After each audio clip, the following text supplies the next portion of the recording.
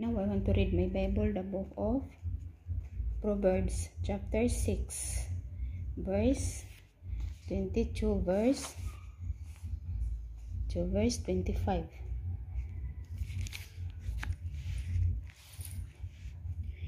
When you walk, they will guide you.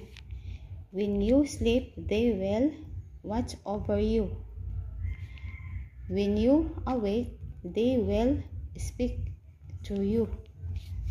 For this command is a lamp.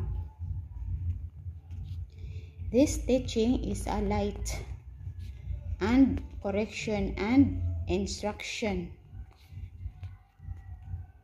are the way to life, keeping you from your neighbor's wife, from the small talk of a wayward woman. Verse 25. Do not lust in your heart after her beauty, or let her captivate you with her eyes.